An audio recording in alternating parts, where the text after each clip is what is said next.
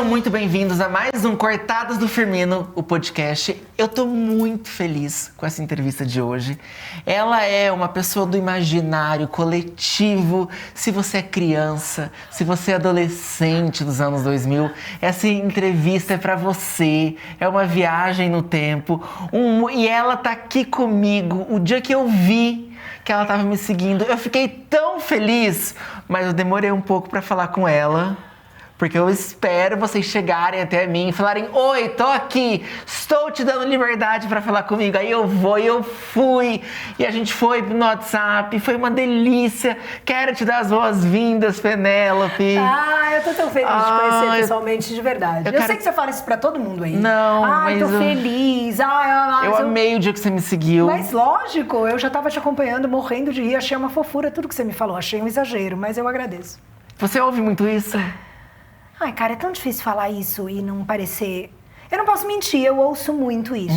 E isso me deixa muito feliz mesmo, porque eu acho que a maioria das pessoas... E eu posso estar errada, é só a minha impressão, talvez seja o meu ego falando, mas eu acho que a maioria das pessoas que trabalham em TV ou com comunicação, acaba criando uma persona. E nunca foi a minha. Então, uma das coisas que ao longo desses muitos anos ficou clara, por conta dos comentários, é... adoro, que legal, você fez parte da minha adolescência, você formou meu caráter. Tem várias frases marcantes, mas muitas vezes, na maioria das vezes, vem ai, que legal que você é igualzinha! Sabe? E vem cá, você tem noção do impacto cultural que você deixou numa geração? Hoje, muito mais do que antes, mas eu preciso também ser sincera contigo e dizer que eu não penso a respeito disso. Não. Não, minha siririca é de outro jeito. Mas por que o sexo? Como que você vai parar pra falar de sexo? Eu não acho... Bom, vamos lá, pra não ficar fora de contexto, né? Sim, sexo era o chamariz do ponto P, porque sexo, naquela época, já tinha tido Marta Suplicy, já tinha tido Monique, na própria MTV já tinha havido o Erótica, muito embora o Erótica tivesse surgido num momento muito diferente em função da AIDS. Então, eu acho que o Erótica, muito embora falasse de sexo, a intenção do Erótica, a missão do Erótica, era falar de uma questão de saúde que estava atrelada a sexo, né?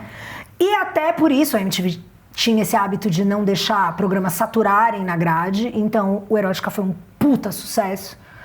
Foi um programa brilhante. Teve mais de uma apresentadora, e num dado momento ele sai da grade. E a MTV, então, fica com vontade de manter o assunto, mas eles já tinham essa ideia de, cara, a gente não quer, ficou muito sexo, bum, o peso. No Erótica. A responsabilidade. No Erótica. E aí era, vamos tratar de sexo de um jeito mais leve, a gente já cumpriu esse papel. Sexo é um assunto que desperta o interesse. A gente fala com jovens, é formativo, mas vamos mudar um pouco o tom. E antes do ponto P surge o PIP MTV, que por ter sido um programa que só durou um ano na grade, nem todo mundo ou pouca gente lembra, só quem era mais assíduo. Lembrando que a MTV era uma emissora de UHF, ela não era transmitida no Brasil inteiro, né? E aí em alguns lugares tinha cabo e tal, mas tudo isso a MTV teve alguns anos, né? Então, no início ela era menos assistida, nos anos 2000 é quando ela passa, aí ela dá uma encorpada e começa a atingir mais gente, né?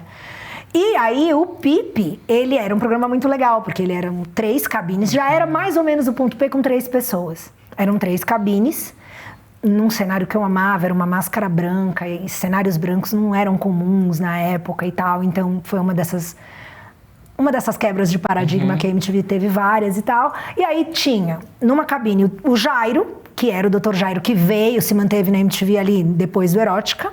No meio, a Didi Wagner. Então, ele tava numa cabine azul, menino. Oi, Damares. Menino azul, né? Aí, Didi na cabine rosa, Didi, a menina tradicional, pá. E aí tinha uma cabine verde, onde tava o ET, que no caso era eu, né? E aí era legal, porque as pessoas já ligavam, era ao vivo. E elas direcionavam para um dos 3 apresentadores a pergunta. Mas a partir do momento que aquele que recebeu a pergunta respondesse o início, desse a primeira parte da resposta dele, os outros se metiam e a gente fazia uma conversa ali, né? E esse programa foi muito legal, mas aí o Jairo saiu da MTV. E no ano seguinte, eles ficaram com essa vontade de ter um programa sobre sexo. E aí, na cabeça da galera da produção, eles decidiram perguntar se eu toparia fazer aquele programa sozinha. E assim nasce o Ponto P. É porque pra mim fica, por exemplo, a geração dos meninos ali que eram gays nos anos 2000, a gente não falava sobre aquilo como a gente fala hoje. A gente não tinha esses acessos, né? Então, quando eu falo do impacto cultural que você gera, eu acho que você fala por uma geração calada. Você sabe que aí, vou dividir, eu concordo, mas eu entendo que essa sua fala, ela é sua e, vamos dizer, do seu grupo. E ela é verdadeira, tá? Você ouve muito ela? Do tipo, eu era um menino gay que não podia, assim, que não podia mostrar que era gay. Ontem. E eu vivi a sexualidade através das suas respostas. E é muito louco, porque você vai ver que não é mentira. Eu fico toda arrepiada. Ontem eu recebi uma mensagem de alguém no meu WhatsApp, porque a gente se falou por outra razão. É uma pessoa relativamente conhecida, né? E por razões que não cabem aqui, nós nos falamos. E era a primeira mensagem que a gente estava, né? Mensagem no Instagram, celular, então aquele oi no WhatsApp. A gente passou por isso. E aí, ele falou, né? Agradeceu uma coisa por texto, e eu respondi com um áudio. E elogiando o trabalho dele, enfim, e falando da minha alegria em estar tendo contato com ele. E ele me mandou um áudio que, tipo, é muito louco, porque eu ouço chorando, né? Quando eu vejo, eu tô... Não é chorando, abrindo o berreiro, não, mas vem lágrimas nos olhos. Porque é essa coisa do... Você sabe que quando eu tinha X anos, eu era um gay, ainda no armário. Eu demorei pra sair do armário. Tinha uma moça muito legal numa TV independente. E aí é essa história. E você sente toda a verdade daquilo e o carinho de... uma pessoa que eu já senti essa manifestação com uma intensidade tão grande, que não tem como, cara. É privilégio na minha vida. Privilégio é isso. Eu nunca tive essa intenção, eu nunca tive essa pretensão, mas de repente, sei lá por quê, né? Essas coisas que fazem eu acreditar de verdade em Deus, porque não tem uma explicação lógica, não foi planejado, simplesmente aconteceu. E aí, só pra terminar, você é do seu grupo. Mas quando você fala meu grupo, você fala... Gays e lésbicas, né? Porque você deu esse tom. Não era fácil pra nós, gays, pra gente, ainda muitos no armário, não era fácil falar desse assunto. Lésbicas pra caramba. Eu agora que tô revendo ligações do Ponto P... que você recebia era coisas do tipo, estou transando, tipo... Não só. Mas é assim, eu lembro de umas histórias assim, de pessoas heterossexuais ligando, falando, tipo, sei lá, tô dando pro meu vizinho e tenho namorado. Assim. Essa heterossexualidade aí tá estranha, hein? No mínimo bi, né, gente? Mas assim, uma coisa, eu passei anos, né? Enquanto eu fazia o Ponto P, na maioria das vezes me ligavam mulheres e gays, né? Então, mulheres gays, homens gays e mulheres. Mas eram muito poucos os homens héteros que ligavam. Ligavam. Aquelas pessoas eram reais, né? Claro. E eu passei 20 anos, 15 anos achando que só quem me assistia eram mulheres e gays e lésbicas, enfim. Então, mulheres e gays. E eu fui descobrir depois de muito tempo, com a manifestação pós-MTV de vários homens, sobretudo agora em mídia social, né? Enfim, de 10 anos pra cá. O Ponto P e tal. E eu fiquei, cara, por que vocês não ligavam? Vocês não ligavam tanto e tal. Todo mundo assistia, isso que é louco. A avó das pessoas assistia, tipo... E você sentiu que a mídia te coloca num lugar de liberdade sexual? Quem é a mídia? Os portais, a rua, os jornais, as revistas, porque hoje quando você fala de mídia, basicamente você fala dos portais de Instagram, né? Mas na época você tinha as revistas, você tinha a Globo, SBT, que era a mídia Record, naquela época. Te colocou como um símbolo de liberdade sexual?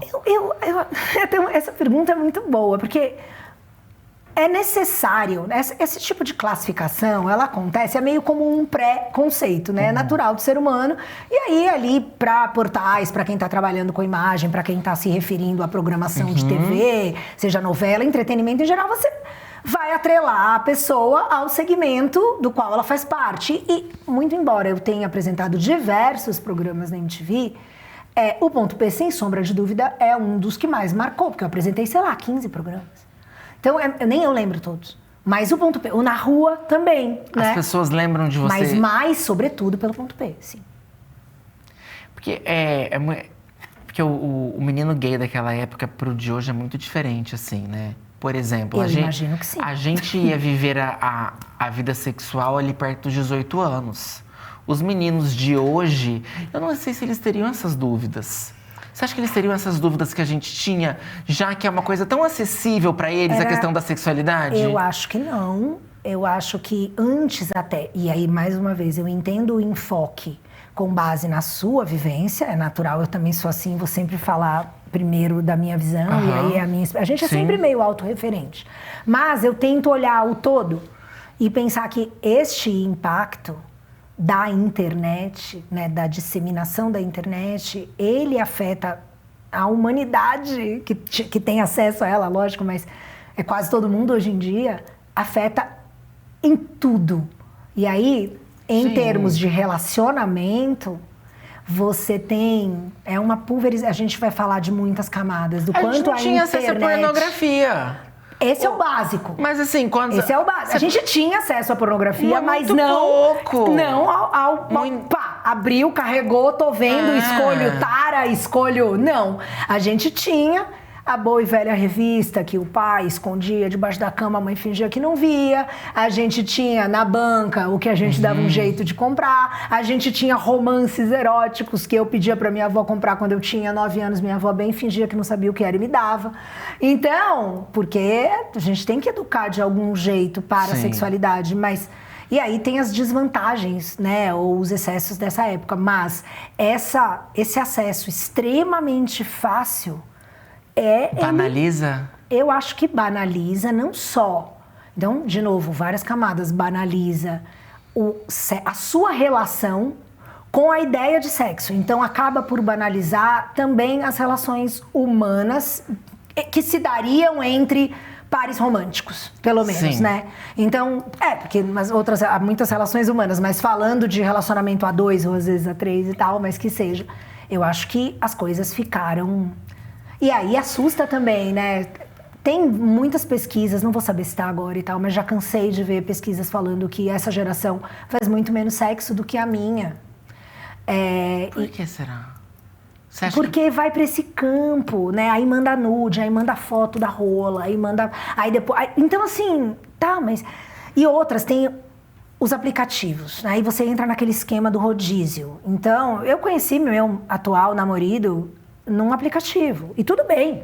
Eu conheci o Murilo no aplicativo também. Tudo bem, tá tudo certo. É mais um lugar pra conhecer pessoas. Acho ok, mas eu tô... Não é nem problematizando. É o fast sexo. Ali quem quiser transar, transa. Mas o que tá por trás é esse excesso de oferta diminui a dimensão do indivíduo e te dá ao mesmo tempo essa sensação de que, será que é ele? Mas deixa eu ver aqui, se tiver alguém mais gato, alguém mais gostoso, alguém...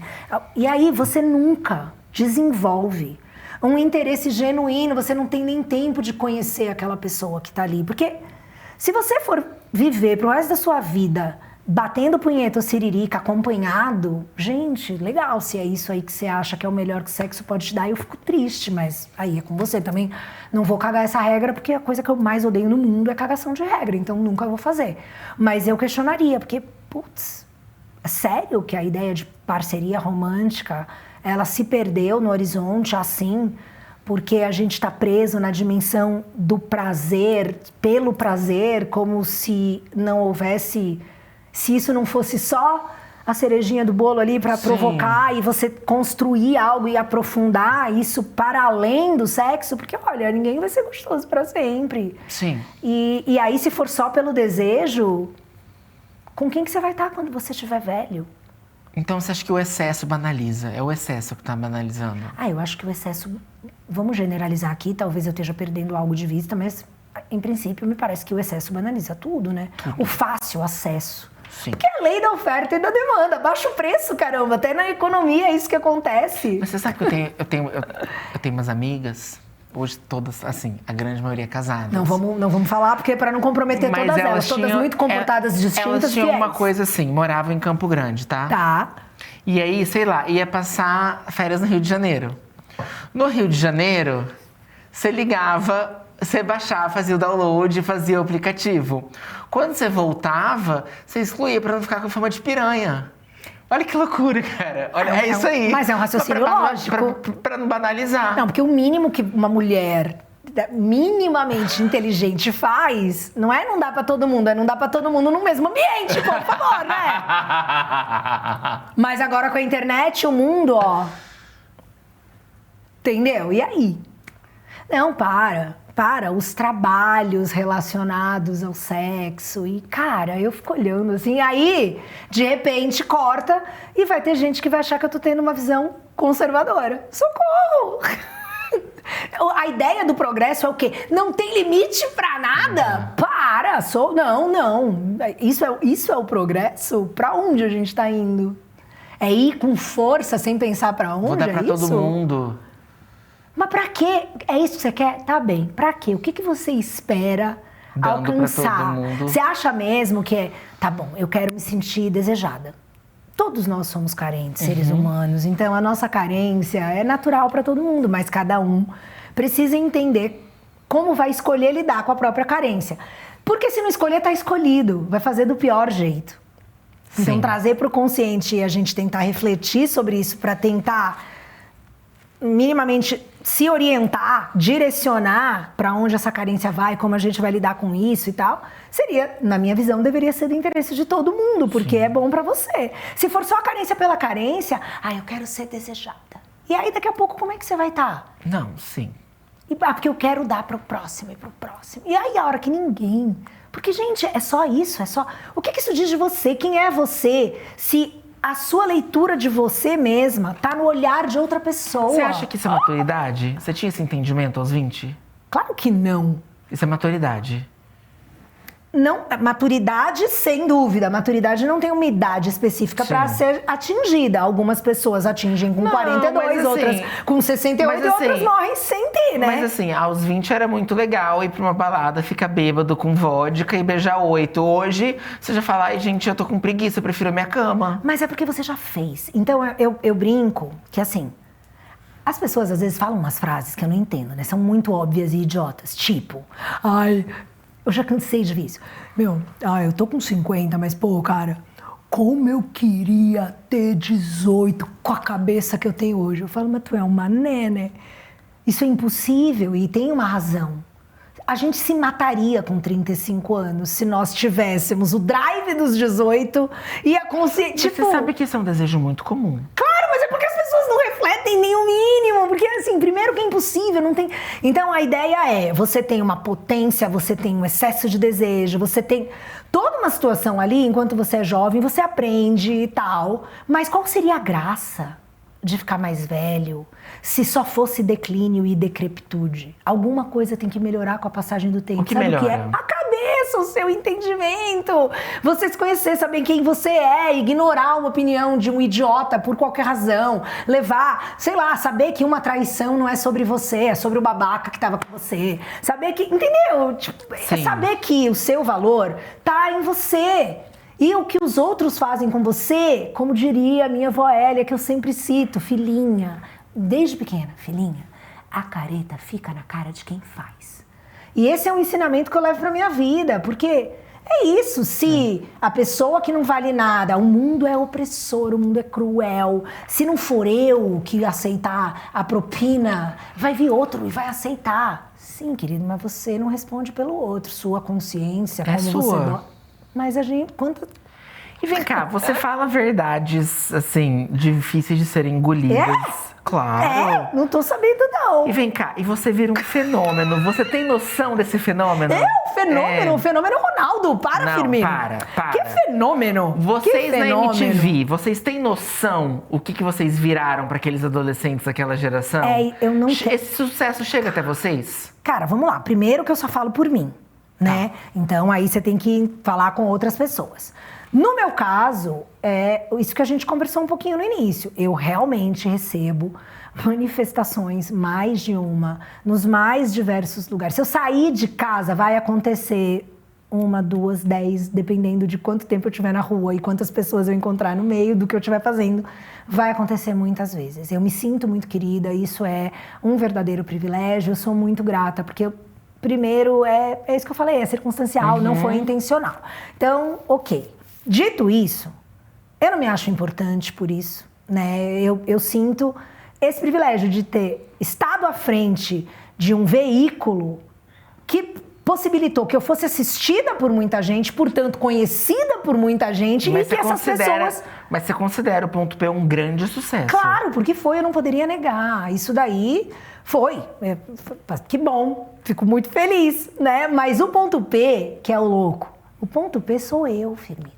E vem cá, e você acha que a MTV... Ninguém me direcionava, você entende? Era solta, era livre? Cara, ninguém... Eu virei a pessoa, quando virou ao vivo, a MTV era uma TV de estagiários, no melhor sentido. Né? Gente jovem, com liberdade para fazer o que quisesse, para experimentar, para inventar, e bora botar no ar e ver no que dá. Então isso era muito gostoso. E acho irreproduzível, de verdade. Então assim, dentro disso, quando surge a ideia de fazer o Ponto P depois do PIP, que a gente conversou um pouquinho, você acha que alguém disse para mim, olha, a gente precisa ver aqui, porque quando surgirem questões assim, aí você precisa... Não, nunca. Era livre. Completamente. E era ao vivo e ligava. Olha só, tinham 2 linhas telefônicas. Tinha um número, só tinha 2 linhas naquele número. Então a diretora, ou o diretor, eu tive vários diretores ao longo desses 4 anos de programa, vários. Eles decidiam lá na CSABC, lá na central de exibição. Qual das duas? Essa daqui é tamanho de pau. Essa daqui não tá querendo dar. Manda o tamanho de pau. E aí, eu não sabia o que era. E você tinha que se virar nos 30 não, ali, improvisar. Eles me perguntavam, você quer que a gente diga qual assunto? Não quero saber nada. Eu quero conversar com a pessoa e eu vou desenrolar com a pessoa. Tá. E assim foi. Teve uma época que, como o programa, quando ele vira ao vivo, porque no primeiro ano, ele era diário, de segunda a quinta, e tinha clipe, né? Então não era ao vivo, era gravado como se fosse ao vivo. Mas era gravado. No ao vivo, a pessoa podia dizer que ia perguntar uma coisa e perguntar outra, entendeu? E aí, só pra terminar, pra você entender, eu virei o programa que formava diretores pra ao vivo. Porque eu tenho uma tensão no ao vivo. Então, qual o programa que é ao vivo, que não dá BO? É o Ponto P. Manda ele fazer, bota fulano pra poder ficar ali 1 mês, ou 2 ou 3, dirigindo a Penélope toda sexta. Porque daí... já sei fazer um ao vivo, porque não tinha muito o que dar errado, era ligação, acabou dando, às vezes ficava, já falou muito, precisa desligar, já estourou o tempo, às vezes eu tirava o mic porque era uma resposta importante e eu ia fazer, e era isso, gente, Ponto P. E vem cá, quando você diz, né, você comentou, não sei se foi antes da entrevista, quando nós estávamos conversando, ou se você já disse durante a entrevista, mas que ele não estava na TV aberta. Não na MTV, né? Não, era o HF, né? Você acha que a gente conversava com uma bolha, com uma classe média, assim? Você acha que você conversava com a classe... Ou você acha que você chegou a conversar com a classe baixa? Cara, vamos lá. Eu não sei, seria leviano da minha parte falar algo, porque eu não tenho essa informação. Você tinha que ter acesso, né, pra ter MTV. Pelo menos uma TV a cabo ali, a TV a cabo mais simples. Garantia que chegasse, mas é que havia locais nos quais a exibição UHF era aberta. Entendi. Então, não era uma coisa da Abril, não era uma coisa da MTV, porque não era essa coisa do cabo, era até engraçado, porque era meio um limbo, assim, entendeu? Tinha lugar que você não imaginava que ia estar passando MTV, que tava. A gente fez alguns na rua, fora de São Paulo. A gente fez um no Sul, a gente fez um no Rio e a gente fez um em Manaus. Como foi a sede? Meu amor, Manaus. A gente foi. Porque a gente fazia os maiores na rua aqui em São Paulo, eles eram no ABC, na maioria das vezes, numa praça ali na 1º de Maio, que dava 1.200 pessoas. Dava uma galera, né? Num programa ao vivo às 6 da tarde, era uma boa muvuca e eu não ia embora sem tirar foto com todo mundo que quisesse tirar foto, então eu pedia desculpa pra equipe porque eu falava, gente, não me odeiem. Mas não é justo. Né? Eles fazem o programa acontecer e eu adorava a troca. Como é que é? Você não tirava foto com todo mundo? Eu tirava foto com todo mundo. Você imagina a equipe que montou, chegou no lugar pra montar desde de manhã, tendo que me esperar tirar foto com, sei lá, das 1.200, 900 pessoas. Como você conseguiu? Porque eu vou te contar, eu fui pra Curitiba agora. Menina, acabou, tinha 250 pessoas pra tirar foto. Eu amava. E eu tirei foto com todo mundo, amei, recebi presente. Só que assim, cada pessoa é especial. Sim. Cada pessoa te abraça, eu abraçava olha no seu mundo, olho lógico. E conta uma história. Rapidinho. Né? E tipo assim, você ouve aquela história. Eu fiquei pesado a energia, aqui. Claro. Mas não sei se é de energia. Claro. Eu chamei claro que é. Eu chamei uma físio pra distensionar. Não, é claro que é. E ela virou pra mim e virou e falou assim, essa coisa assim, ó, esse abraço da pessoa fazer isso aqui, ó, isso aqui, vai pesando, sua musculatura não tá acostumada com isso.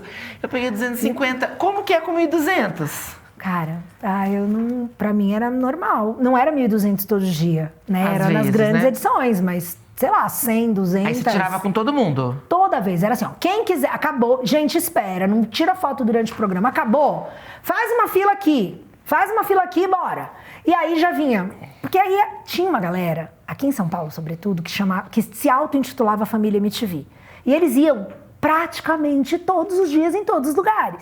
Então é engraçado porque eles viravam uns estagiários da parada, né? Então eles já sabiam onde tirar foto, já pegavam o celular, já organizavam, vai, não dá pra ficar conversando, próximo, tal. Então, e eles eram mais próximos a mim. Então, inclusive é uma turma com quem eu ainda tenho contato, né? Alguns mais que outros, mas eu ainda tenho contato e amo todos eles, porque eles fizeram parte de um momento muito especial da minha vida, e eu os vi adolescentes, eles ficavam na... Gente, tem gente que pediu pra eu escrever, assina aqui no meu braço, e eu, ter assinado, e a pessoa... Tatuou.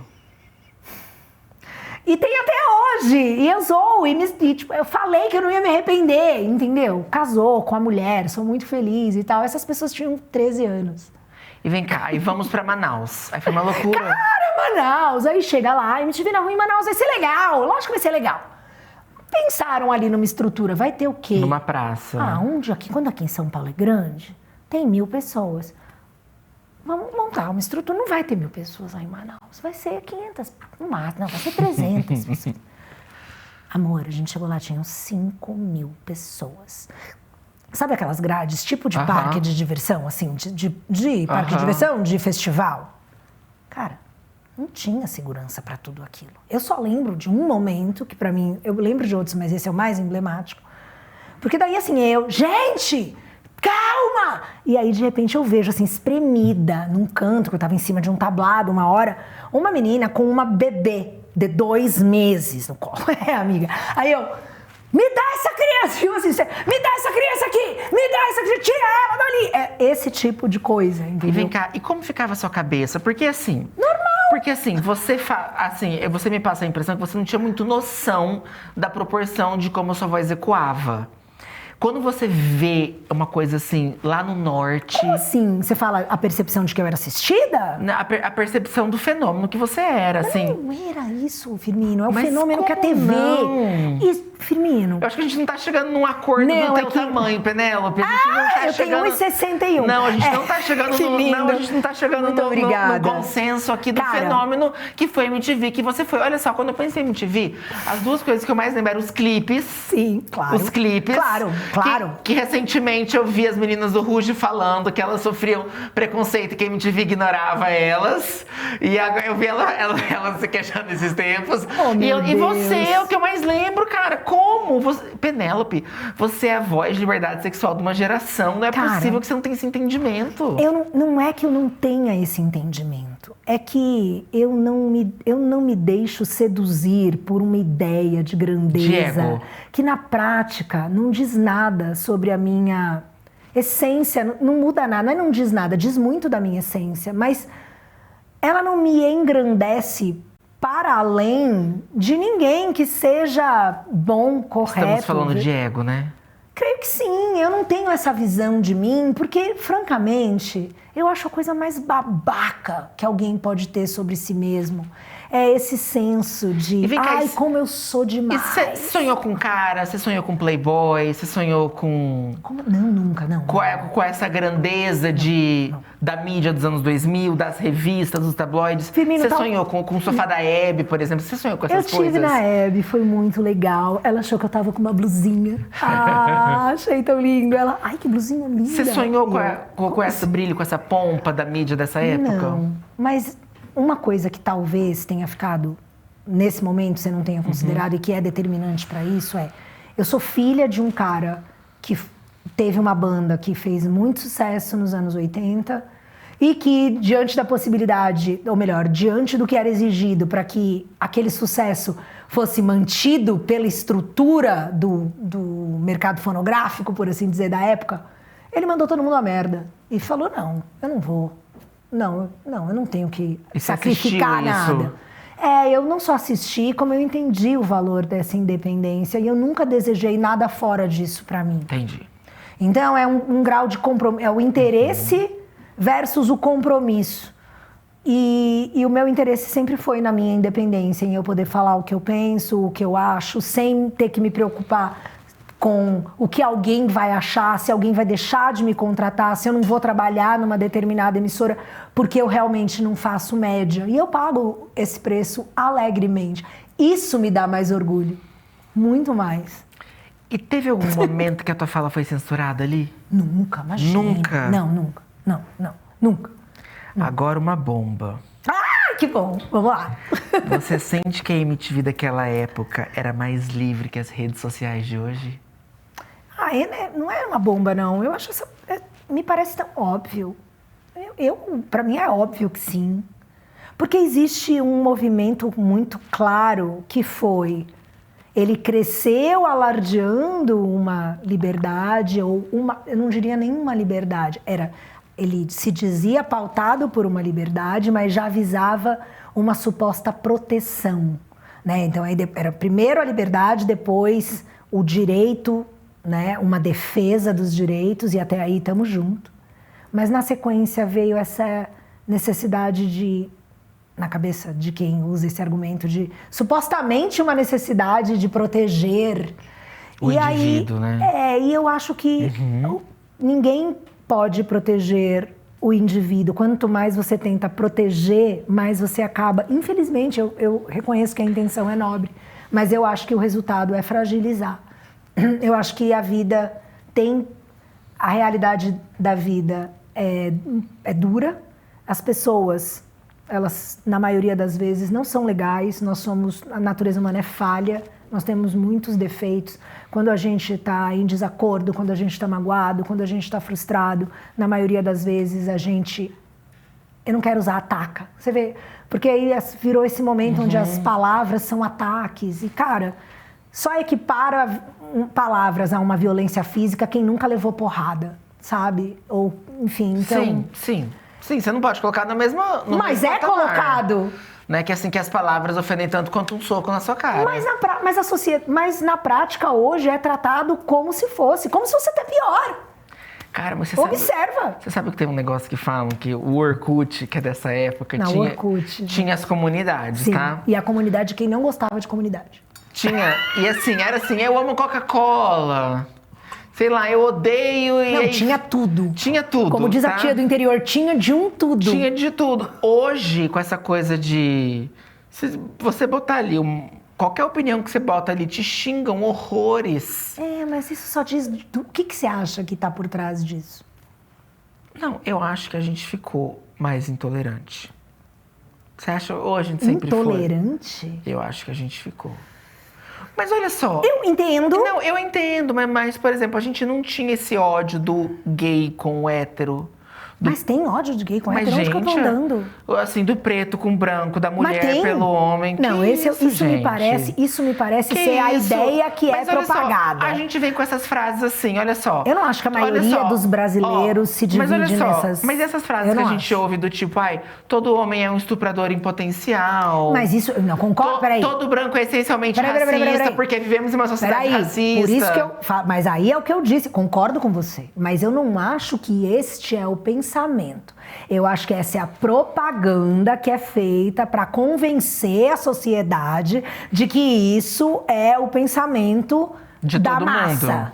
Mas, cara, você anda na rua, você pega o metrô, você pega o ônibus, você não vê essa separação no Brasil. O Brasil é um país miscigenado. Eu não estou negando que haja racismo na sociedade. Sim, claro. Eu não estou negando que há violência doméstica no país. Eu não estou negando isso. Agora, dizer que essa é a natureza que a gente, como brasileiro, cresceu... Cara, é o papo da transfobia. Brasileiro é transfóbico. Mas primeiro Rogéria. Aí depois Rogéria... Gente, desculpa, você não era nascido, mas na época da Roberta Close... Os caras héteros, todos queriam pegar a Roberta Close. Agora me diz, como que num país transfóbico, os caras héteros estão querendo comer a Roberta Close? Não faz sentido!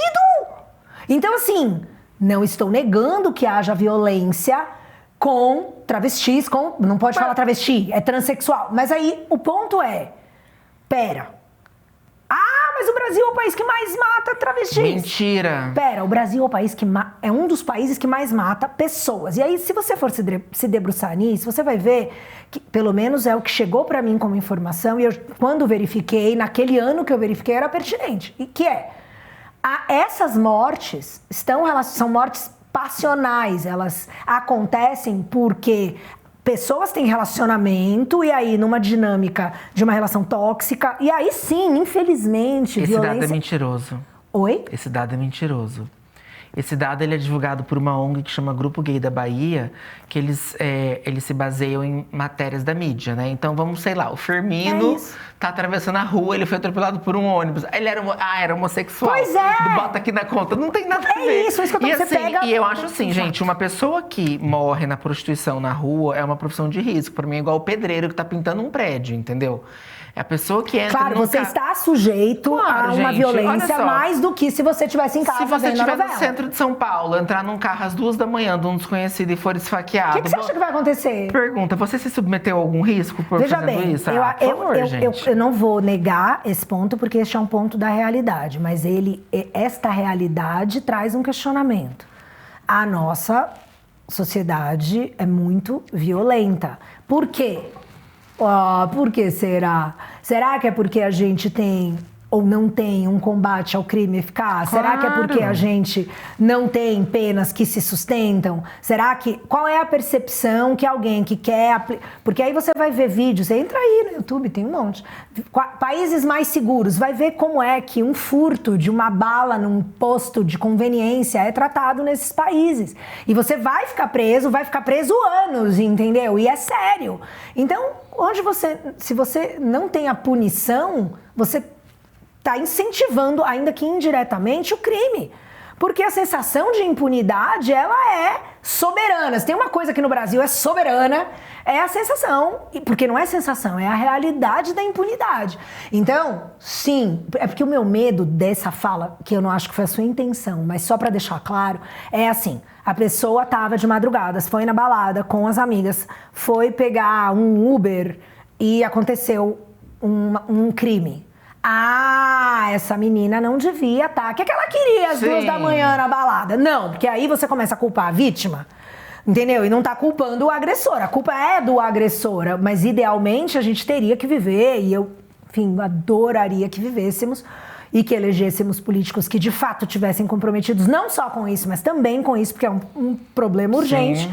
Que é o combate ao crime. A gente deveria querer viver numa sociedade segura. Como que isso é feito? Não, eu concordo. Assim, só para fechar esse bloco... Claro.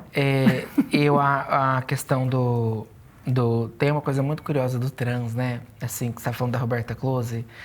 Assim como a gente tem falas do tipo, todo homem é essencialmente... Como é um estuprador em potencial. Socorro, né? Enfim. Nossa. E eu adoro que eles têm aquele negócio que se você não ficar com se um gay se nega a ficar... Como que é? Eu já sei o que você vai falar. Se o gay se nega a ficar com um homem trans. Tudo é fobia. Porque ele é trans, é transfobia. Eu virei e falei assim, gente, é a cura gay. O transativismo, eles inventaram a cura gay. Mas é verdade. O menino é gay porque gosta do pênis, da rola, né? E daí agora é obrigado a ficar com a vagina porque o outro é trans. Eu falei assim, o transativismo inventou a cura gay. Mas, cara... Olha que loucura! É que na verdade, é essa... E aí é que, só pra também, se você quiser encerrar esse assunto, mas vem o que você falou no início. Era uma época mais livre. Você percebe como era? Porque as relações, elas se davam com base nos desejos individuais e não havia uma avaliação alheia do desejo de ninguém. Mas você não trepa com gordo? Pô, cara, eu tenho vários amigos gordos, mas eu não tenho tesão em gordo. Gordofóbica!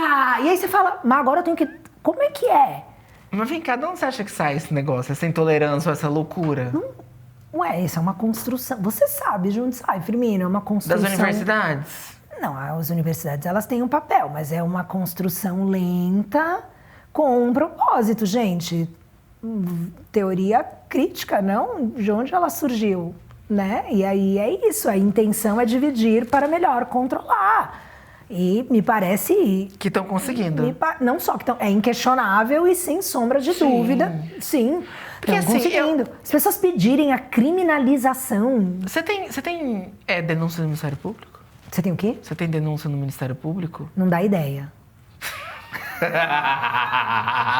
Não, eu sei que foi feito uma contra mim, mas eu nunca fui citada. Com base no quê? Ai, teve uma trans que falou que mulher trans tem TPM. Aí eu ri. Pô. Trans PM? Como seria? Não sei, cara. E aí eu ri, né? Tirei sarro daquele meu jeito, que eu sempre tiro sarro. Ela ficou muito doída e fez uma denúncia na polícia. Mas eu não sei se o Ministério Público acatou. Mas assim, eu vou falar, seu juiz, desculpe. Mas assim, eu enquanto homem que tenho, testículos e pênis, é impossível ter TPM, cara. Desculpa.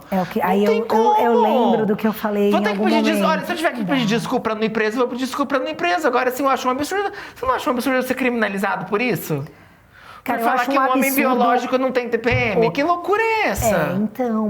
Então, aí vem o questionamento. Loucura, o que cara? Quando a gente começou a conversa, em algum momento eu falei, mas o que é o progresso? É a gente ir numa direção sem questionar, sem pensar para onde a gente quer chegar. Então é isso, a gente vai negar a biologia. Então, gametas sexuais são uma historinha que se inventou. A maioria esmaga... Tipo, não dá pra... A realidade, gente... Gente, biologia não... A biologia não é questão... Ela não é subjetiva, exato, é o que tá ali. É objetivo, gente, é a realidade. Olha, a gente pode falar que filosofia, sociologia... Tem várias coisas que você pode falar que são subjetivas. Sim, as humanas fizeram esse favor. Mas as exatas estão acima disso. E as biológicas também. E em tempo. Exatas e biológicas. Sim, porque a ciência... Mas assim, em tempo. Ninguém, eu tenho certeza... Gente, eu tenho amiga travesti e amiga trans, operada, não operada, não vou entrar nesse mérito. E drags, e assim, pessoas adultas formadas decidem o que fazer com a vida delas. E elas questionaram não é teu sobre posicionamento? Não. Mas as amigas? Pessoas que são amigas, não, porque já... Não, mas eu conheço um monte de gente que fica calado por pressão no grupo, prefere não entrar no mérito de várias questões, mas concorda com tudo que a gente disse até aqui. Tá. Eu vou entrar nesse assunto lá na frente, só pra fazer um ganchinho? Um ganchinho Vamos aqui. Lá, fica à vontade. Quando você teve essa questão com a Brasil Paralelo agora, que vieram essas páginas querer te cancelar pelo teu posicionamento... Eles disseram que eles não querem me cancelar, que eu sou irrelevante. Por falar de... Enfim, a minha pergunta é, você teve essa galera famosa dentro do armário, com medo de falar, que chegou pra você e falou obrigado? Obrigado por ter falado isso. Olha... Porque eu recebo muito isso, tipo uma galera que me segue escondido, que às vezes não me segue pra não descobrirem que não me segue, que manda mensagem, por favor, eu não posso falar, mas fala. Você devem ter feito isso com você. É que eu acho, aconteceu, mas pouco, porque, sobretudo, porque eu acho que eu falei em nome de algo que ainda não é dessa natureza. Eu falei de algo que é anterior a isso, às agendas.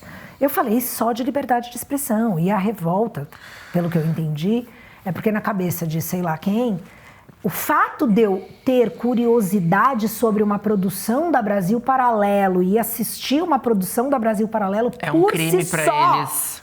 Já diz de mim um monte de coisa. E tipo, não concordo. Eu acho que... Não acho. A Brasil Paralelo faz um trabalho muito legal. Sim. De desconstruir algumas verdades, né? Então, algumas verdades. Então, por exemplo, teve um documentário da Maria da Penha. Né? Me fala. Que eles contam uma outra abordagem que não é necessariamente como ela contou. E tá nos autos, ninguém tá inventando nada. Então, assim, você pode verificar. Eles foram obrigados a retirar do processo. Pois mas aí eu digo... retirar o documentário. Aí eu digo no conteúdo da Brasil Paralelo, na tal entrevista, o que eu digo? A gente nunca teve liberdade de expressão absoluta aqui no Brasil, e você sabe o que é liberdade de expressão absoluta, porque nos Estados Unidos tem. Então você sabe do que eu tô falando, né? Então, e eu só falei um fato. No Brasil nunca tivemos liberdade de expressão absoluta. E lá, saber que essa ameaça à liberdade de expressão nos Estados Unidos está acontecendo é assustador, né? E aí, em algum momento, eu falei de censura. Não sei nem se a censura tá nesse contexto, na fala ali do vídeo. Sim. Mas o documentário da Brasil Paralelo fala de censura nos Estados Unidos. Então, censura estava no bolo. E as pessoas dizem que não há censura no Brasil. Claro, não há censura no Brasil? Mas claro você não está procurando... A pessoa não procura saber, compra uma manchete, não vai verificar e repete uma mentira e ela tá Mas você é a favor da pessoa poder falar o que ela quiser sem ser penalizada em absoluto juridicamente? Não, vamos lá. Não, eu acho que uma coisa é a minha ideia sobre expressão, e aí tem a minha opinião, que é só meu pensamento. E aí tem a adaptação do que eu penso dentro da realidade que a gente vive, né? Então, ok, você tem lá nos crimes, que são os crimes contra a honra, você vai ter o quê? Difamação, injúria, calúnia. Ofensa é crime? Porque calúnia, injúria e difamação. Mas a ofensa entra ali. Se eu vir e falar, a Penélope é uma vagabunda, uma piranha, não sei o que, eu acho que entra em difamação. Pois é, mas... Sério que a gente vai usar... Eu, Penélope, tá? É só a minha opinião, você é livre para discordar, tá? Então, não tem problema. Pode discordar. Mas é a minha opinião.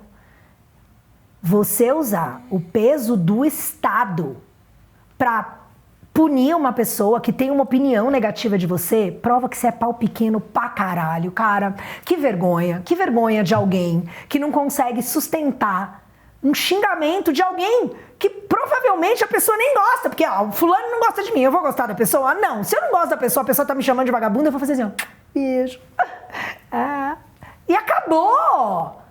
É o que eu falei no início, a ideia de que se a sua visão sobre você depende da visão de alguém que não é você, você tá vivendo errado. Desculpa.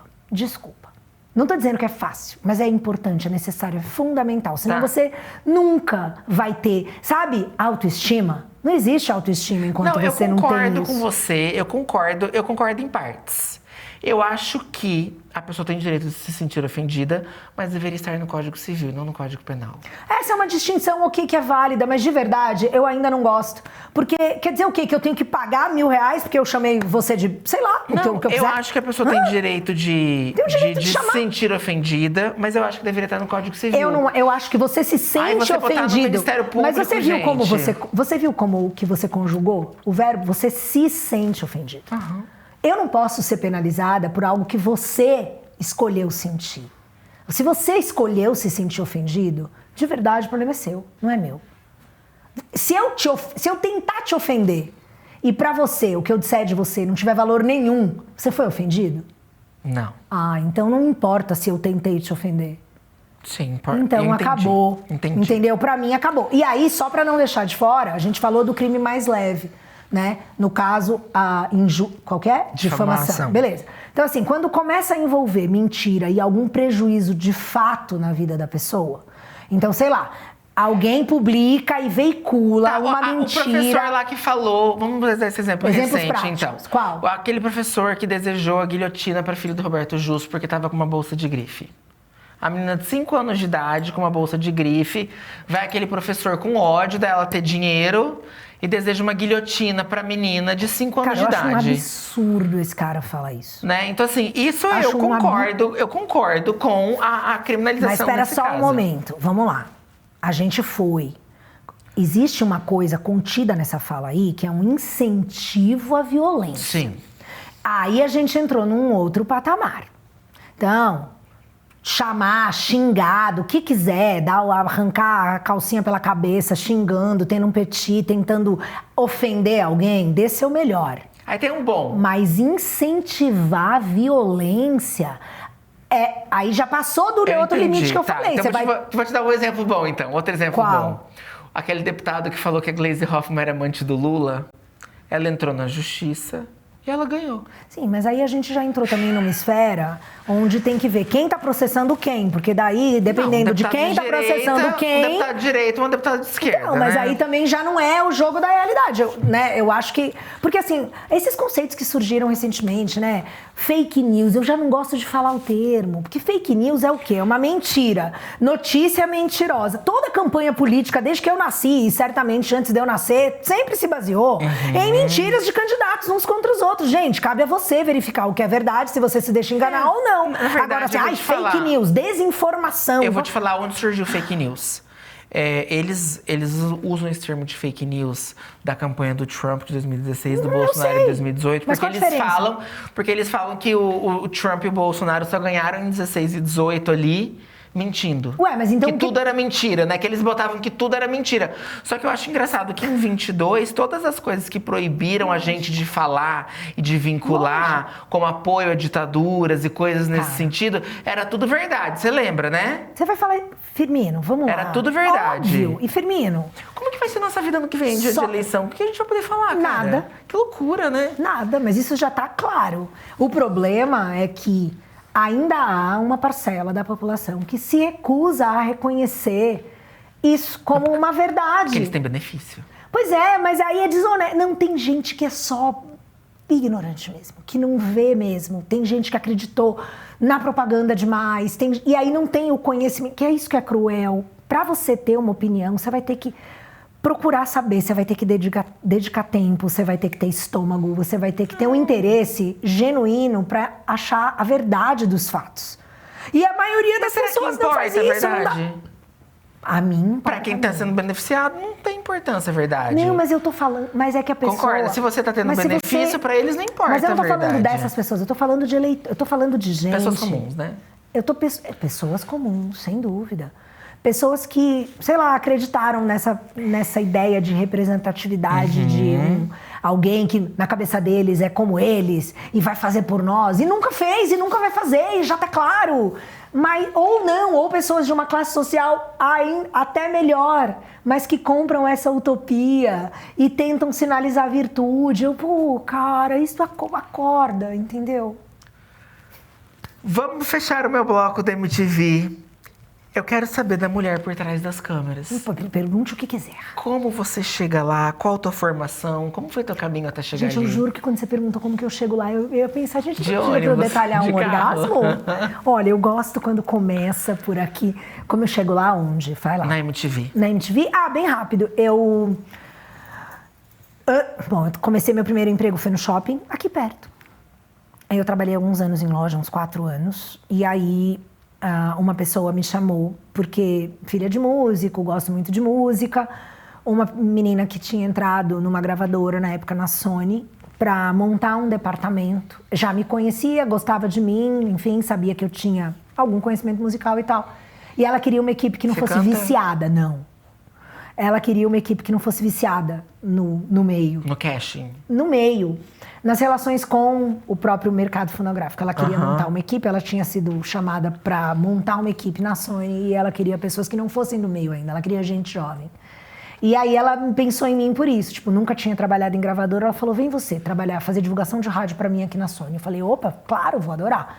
Eu fiquei 2 anos na Sony, 2 anos e meio, algo assim. E fui pra Warner, acho que 1 ano e meio, na verdade. E aí eu fui pra Warner, numa divisão da Warner que era Continental, mas eu fazia a divulgação de rádio nas duas. Porém, na Warner, na Continental, alguém pensou, a Continental é um selo da Warner que só, assim, na época só tinha só música gringa e sertanejo. E não tinha, alguém tinha que levar os clipes na MTV. Não tinha ninguém lá na gravadora que tivesse, naquele selo, não tinha ninguém que tivesse nenhuma estampa, assim, que tipo, putz, como é que essa pessoa vai ter trânsito na MTV? Não vai ser legal. E aí, eu, cabelo rosa, tatuada, punha Penélope pra fazer MTV. Perguntaram se eu ia topar fazer MTV. Eu falei, cara, eu vou adorar. Eu já ia a premiações, já tinha ido com meu pai, num VMB e tal. Já conhecia um pouco algumas pessoas de lá. Porque era o mesmo meio, eu estando na Sony. E aí... Quando eu passei a atender a MTV, em alguns meses de eu atendendo a MTV, abriu uma vaga no departamento, que era o departamento que recebia o mercado fonográfico na MTV, o Talent and Artist Relations, o TAR. E a diretora, eu frequentava lá, era nesse departamento que eu levava os clipes e agendava eventuais visitas de artistas gringos e tal, porque era esse departamento que era a porta de entrada do mercado na MTV. E aí saiu uma pessoa lá e ela falou, pô, vou chamar a Penélope. E aí eu entro como assistente desse departamento. E eu permaneço assistente desse departamento, inclusive pelos primeiros 2 anos que eu era VJ, porque eu não queria sair do departamento. MTV, assim, por mais que a gente fale muito de... A gente falou muito de sexo aqui, mas existe a parte de música da MTV que você tocou agora. Ter clipe lá mudava a vida do artista? Bom... A MTV tem alguns momentos, né?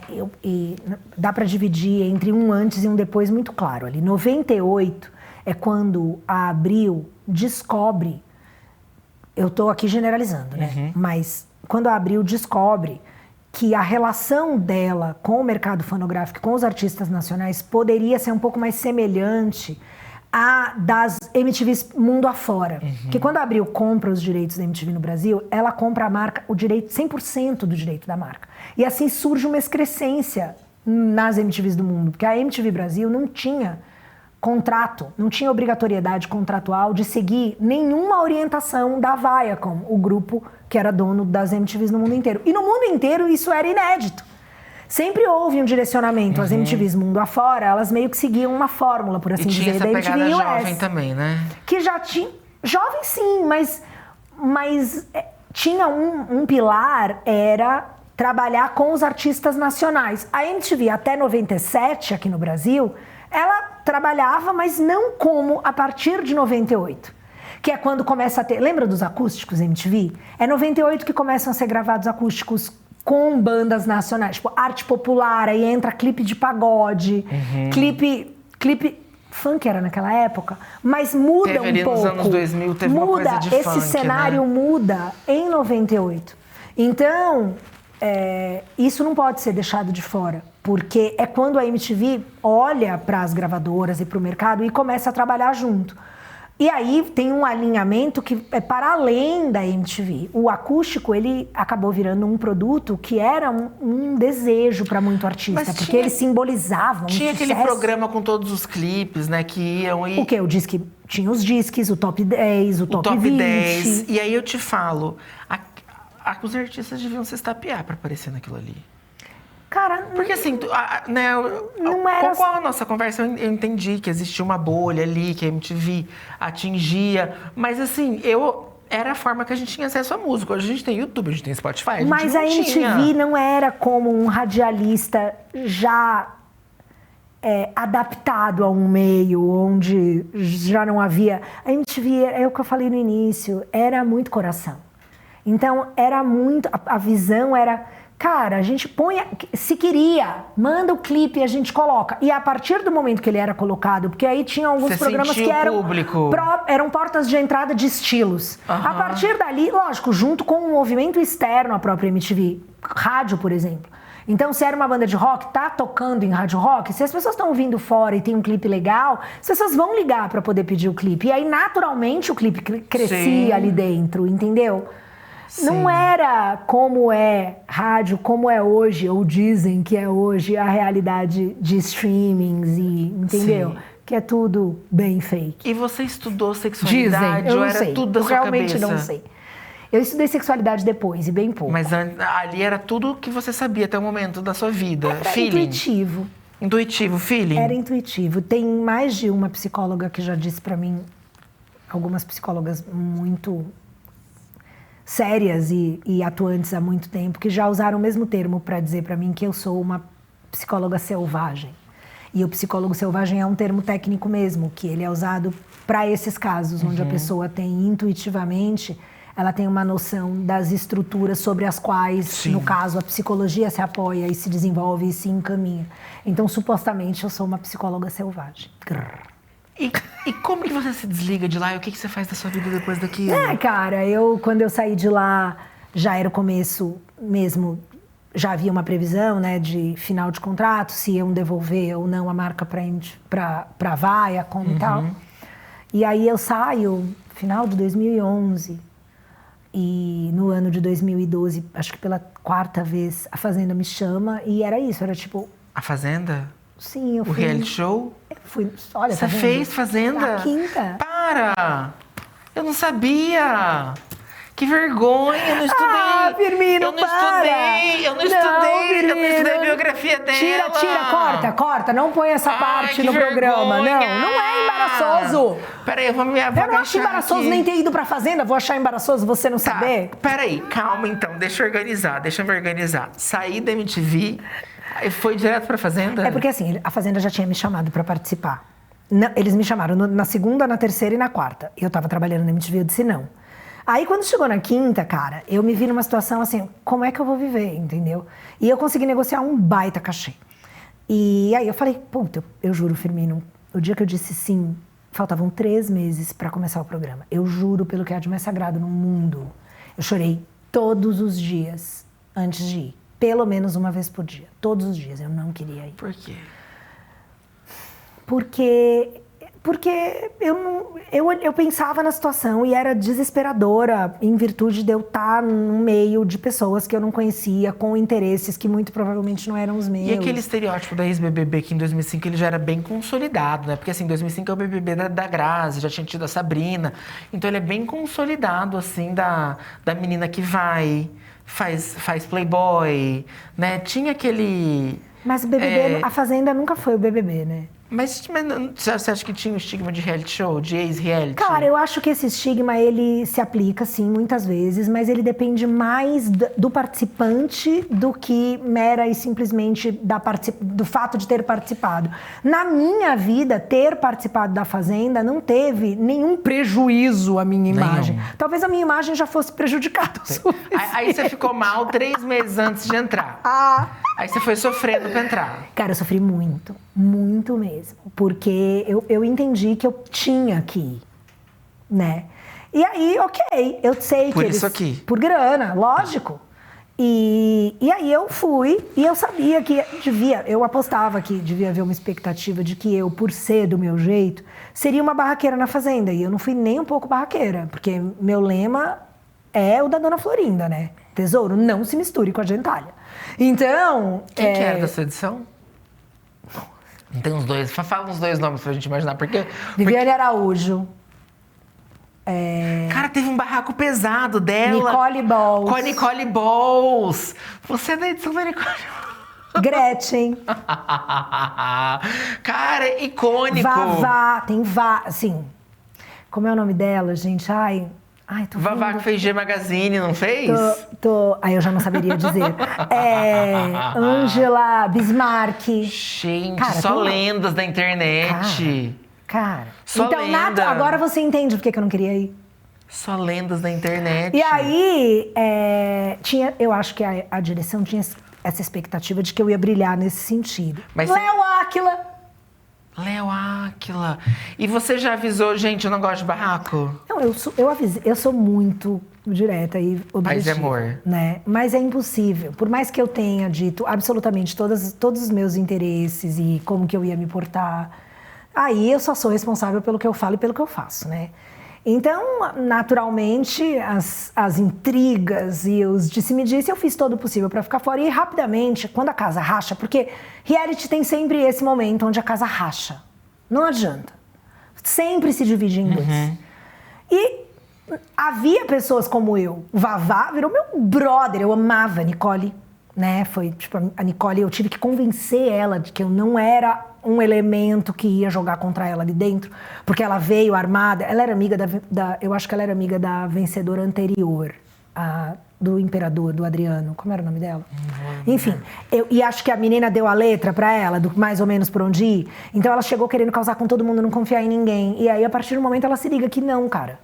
Que, tipo, em mim dava pra ela confiar. E era muito fofo, porque tava a Nicole fazendo faxina, vinha ela assim, eu trouxe uma coquinha 0, tô aqui, seu refri, tipo, trouxe o Red Bull 0, a gente virou muito amiga. Vocês têm contato ainda? Não, porque, mas assim, não contato no dia a dia, não, mas eu tenho certeza que ela tem o maior carinho por mim. Eu encontrei ela ao longo desses anos em algumas gravações, em alguns lugares, é sempre, e, tipo, é isso, eu adoro a Nicole. Eu virei brother do Vavá. Né, nesse sentido de, tipo, se eu encontrar de novo, né? Às vezes tem amiga minha que tá numa produção, aí eu recebo uma ligação e a pessoa ligando, tem gente aqui querendo falar com você. Filha da... É o Vavá, você entendeu? Então, do momento a gente guarda um grupo. E ali eu preferi mandar recados indiretos, porque se chegasse realmente pra eu ter que tretar, a coisa ia ser feia. E aí eu falo alto, Você ficou quanto eu mandava tempo? Eu fiquei 61 dias. Você ficou mais de 2 meses. Eu acho que eu era a 5ª, depois que eu saí tinham 4 pessoas. Você chegou quase no finalzinho. Mas eu sabia que eu não ia ganhar. E aí os meus amigos fora, né? Eu vou torcer. Eu falei, gente, não precisa torcer, eu não vou ganhar. Mas como assim? Eu falava, eu não vou ganhar, mas eu vou trazer o carro mais caro da edição. Aí os amigos diziam, então eu vou torcer por isso. Eu falava, não precisa torcer, eu tô avisando, eu vou trazer. E eu trouxe. Uau! Mas eu trouxe. Foi muito louco, porque é uma daquelas provas que tinha seletiva. E não disseram que era para a prova do carro mais caro, né? Então, na seletiva, eu comecei a falar, cara, essa prova é a prova do carro. E aí eu passei. Aí na segunda seletiva, eu, puta, certeza que é a prova do carro. E aí era uma de sorte, e aí eu passei. Aí quando chegou a última, era a prova do carro. E era uma situação onde eram 4 pessoas competindo. E eu vou contar rápido. Eu tive uma brisa antes de ir pra fazenda, eu treinava. Eu treino, né, diariamente e tal, mas naquela época eu tava muito bolada, eu tava muito seca. Eu me preparei pra, tipo, cara, eu vou fazer provas, eu quero estar no meu melhor, fisicamente falando, né? Fiz dieta o tempo todo que eu tava lá e tal. Me salvou de várias essa história da dieta por conta do horário da alimentação, porque eu não almoçava com ninguém, eu já tinha comido e tava treinando na hora que eles almoçavam. Então, eu consegui me blindar de várias tretas, sabe? Até sem pensar. Mas uma das coisas que eu me preparei, acredite se quiser, lá não tem relógio. Então, por causa do intervalo do treino, eu treinei contar segundos. O P é de psicótica, às vezes, tá? E aí eu treinei contar segundos. E nessa prova do carro, a prova era um rally de regularidade. Então era uma prova com obstáculos, tinha inclinação, tinha várias coisas. E o objetivo da prova era fazer a volta no tempo mais próximo da volta demonstrada com o piloto. Então havia um piloto no carro, os 4 participantes entraram no veículo, nós demos a volta de demonstração dele e o objetivo era replicar o tempo do piloto. Só que na adrenalina quando eu entrei na frente do carro, era uma picape. Quando eu entrei, os outros 3 entraram atrás, 3 ou 2, eu entrei na frente do carro. Quando eu entrei, sob a prova, eu falei que eu ia ganhar o carro, cara, eu vou saber contar isso aqui, ninguém vai se ligar, vai todo mundo ficar nervoso, vai todo mundo terminar antes, eu vou contar os segundos. Eu sentei na frente e comecei a contar os segundos, porque eu achava que eles não iam dar o tempo final da prova. Quando a gente volta para o campo de prova, e a Cris Couto, MTV, fala, agora vocês vão fazer a volta, cada um a sua volta, e vocês vão fazer no tempo do piloto. E ela deu o tempo, e eu tinha contado, achando que ela não ia dar o tempo, e eu tinha errado por 1 segundo na minha contagem. Falei, cara, a prova é minha. E aí eu fui a última. E quando eu entrei com o piloto para dar a minha volta, aí ele sentado no carona, eu entrei, eu nunca esqueci, eu lembro da cara dele, eu entrei, ele falei, e aí? Ele falou, e aí, você tá preparado? Eu falei, pra quê? Pra ganhar o carro? Aí ele falou, gostei da confiança, hein? Eu falei, amigo, assista a vencedora da prova. E tipo, assim foi. E eu lembro de eu brecar na descida, tipo, eu fiquei com medo. Eu tive até que acelerar, porque eu falei, cara, eu não posso controlar a subida da caminhonete, porque tinha lama, tinha tudo. Eu falei, se eu perder, eu vou perder muito tempo. Então eu só acelero no final da prova e eu ganho a prova assim. Você vai devagarinho no final, porque o último obstáculo era uma puta pirambeira, assim, com muita lama. Então eu falei, eu vou acelerar e se eu chegar mais perto, tudo bem, eu encolho no tempo, mas eu vou chegar perto do tempo suficiente. De fato, eu cheguei perto do tempo suficiente. E seu pós-reality, como foi? Aí foi 2012, em que sentido? Teve publicidade? Você foi pra algum lugar? Não, Firmino, não. Não teve? Não tem publicidade, porque é um pouco daquilo que eu te falei. Eu acho que o fato também de sexo naquela época não ser como é hoje, não ser um produto que as pessoas já consomem, né? As empresas que são ligadas a produtos, elas têm o seu lugar e existe... Isso tudo foi assumido, naquela época não era assim. Então, não, marcas de camisinha, não, você entende? Hoje é muito comum. Ia ser super mas fazer 12 anos atrás, não tinha as mídias. O mercado mudou. E não tinha nem as mídias como tem hoje, porque as mídias também são responsáveis por essa mudança, né? Então, aí em 2014 eu participo do Raul Gil, de um quadro muito legal que chamava Elas Querem Saber, eram 4 mulheres, enquanto Tami não era o Tami, era a Tami. E eu amo o Tommy, como eu chamo o Tommy, eu amo o Tommy. Ele é um cara legal? Eu gosto muito do Tommy. Independentemente de... Porque é isso, é saber separar. Eu gosto muito do Tommy, eu adoro a Andressa, enfim... Tommy, nessa época, a gente teve um contato muito bacana ali, na época do Elas Querem Saber, então... Não é que visitava, não é esse grude, mas, sei lá, a minha relação, meu íntimo, assim, a minha conexão com o Tommy até hoje eu tenho muito carinho, muito, muito carinho. Bom, vamos falar de BP? Ué, claro, a gente vai falar do que você quiser falar, você manda. O que foi aquilo? A gente deu uma entrevista... porque deixa eu falar, tá? Você dá uma entrevista e aí você faz uma collab da sua entrevista com a Brasil Paralela. Isso. E aí uns portais de fofoca começam a replicar. Foram eles que começaram a replicar? Não foi, não. Quem foi? Alguém me contou. Bom, alguém... Não importa. Bom, porque assim, gente, eu reajo a conteúdo, então eu sigo várias páginas. Sim, tem uma hora que chegou até você. Aí, tipo, eu vim uma página ou outra, eu peguei pra reagir, porque, assim... Aliás, eu te agradeci, mas vou agradecer aqui. Obrigada pelo react. De verdade, eu te agradeci. Mas é que estar comigo, mas estar com... Não, é assim... O absurdo daquilo ali, né? Tipo, Penélope, é o seguinte, a liberdade de expressão é uma das minhas bandeiras, tá? Tamo junto, então. Eu que trabalho com opinião na internet, né? Não sei como vai ser 2026, mas acredito que para quem tenha trabalhado com opinião em 2022, provavelmente foi bem complicado. Vai ser pior, Nós tivemos um movimento, eu lembro até hoje, tá, gente? Nós tivemos um movimento das páginas de fofoca, então... Nossa, por exemplo, Cláudia Leite. Caíram na alma da Cláudia Leite porque ela não queria se posicionar. E hoje, né, coloca-se a Cláudia Leite como de direita porque ela é evangélica, mas eu não sei se ela é de direita. Ela simplesmente optou por não abrir a boca. Acredito que porque o público dela no Carnaval de Salvador é um público gay, né? Então ela não pode ser de direita porque o público dela é gay, entendeu? Gente, mas concorda que ela pode não gostar de política? Era isso que eu ia dizer, pode ser simplesmente porque não é um assunto do interesse dele. Política. Sabe aquele... dela, não é um assunto do meu interesse e eu não tenho nada pra falar. Sabe aquele centro que vira e fala assim, ai gente, tipo, direita, política é tudo igual, hobby igual. Tem gente que é assim, o Murilo odeia. O Murilo odeia política. Eu conheço várias pessoas assim. Entendeu? Então, assim... E eu não recrimino porque, dado o histórico da política brasileira, é muito fácil cair nisso. Então, não sei como vai ser 26. Eu acho que vai ser nessa mesma pegada dessa cobrança que foi 22. Eu acho que vai ser pior. Você acha que vai ser pior?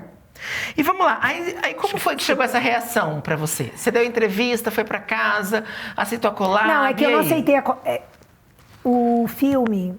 Então tá, o lançamento, o evento foi numa quarta noite. Tá. Eu acho que eles fizeram a collab na quinta noite. Eu não vi a collab na quinta noite. E aí eu acordo na sexta e vi a collab, a solicitação da collab, e vi o vídeo e falei, cara... Vai dar ruim? Eu falei, cara, eu assisto a BP.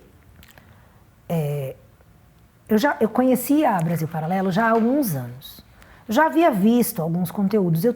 Nesse meio tempo, eu fiz alguns amigos na BP.